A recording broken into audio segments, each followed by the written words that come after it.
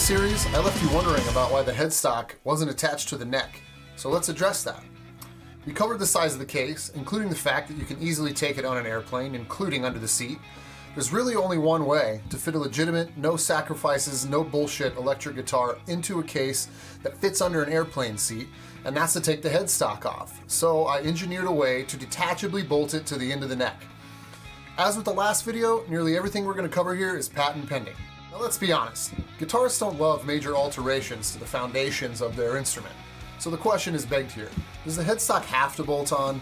And the answer is no. I'll build you a guitar with a normal neck if you prefer, but you're going to miss out on the TEN32 case, and I don't really think anyone wants to watch a video about a regular guitar neck. So for now we're going to continue with the bolt-on headstock.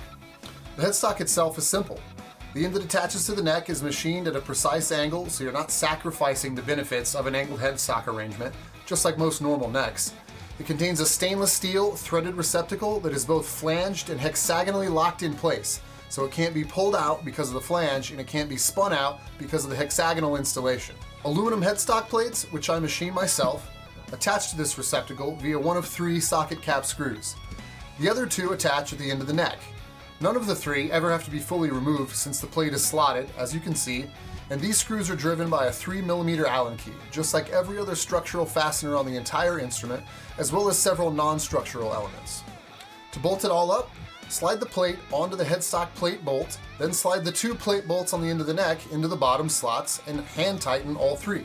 From here, just use your fingers to line up the neck and the headstock, and when it all feels right, engage and lock down the primary headstock bolt, which you can see spins freely and smoothly and is also 3mm drive, just like the plate bolts.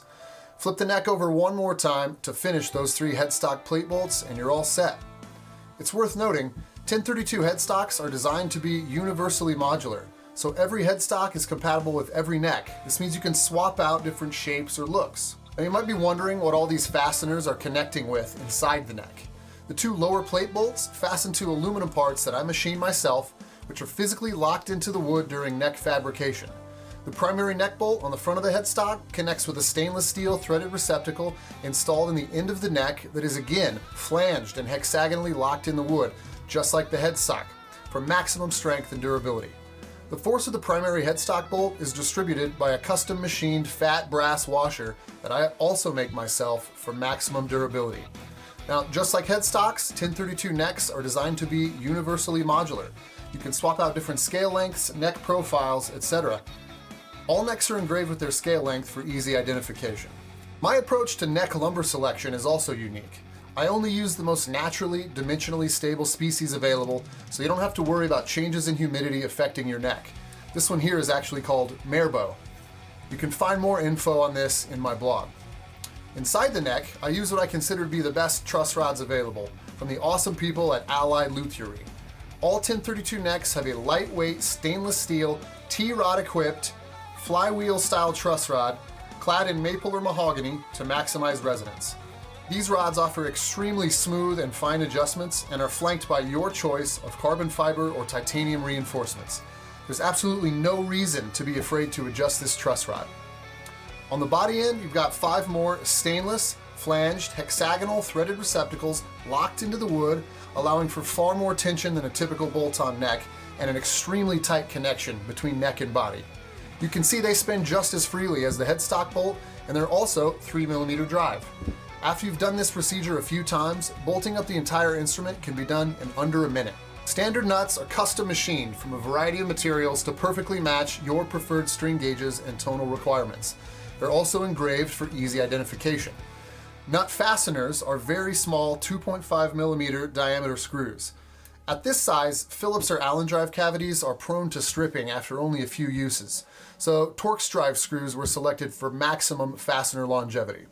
Now you're probably thinking, I don't think I have a Torx screwdriver. Well, I got you covered. A wrench for nut mounting is magnetically stored in the back of every TEN32 body, and a second one is included with the ratchet driver stored in the case. The same tool also adjusts string retainer bar height, but I'm hoping to get rid of those retainers soon. TEN32 nuts are universally modular, just like necks and headstocks. The second set of mounting holes you see here is for locking nuts, so you can switch between standard and locking nuts. Well, why would you want to do this? Say you own 2 of my guitars, one with a hardtail and one with a trim. Since necks are universally modular, you could swap necks between the two, but then you'd have the wrong nut on each guitar. Swapping modular nuts solves this problem. Add up all this functionality and practicality, and I really don't think it's a stretch to say this could be one of the most advanced guitar necks on the market. Stay tuned for the third video in this series covering body features.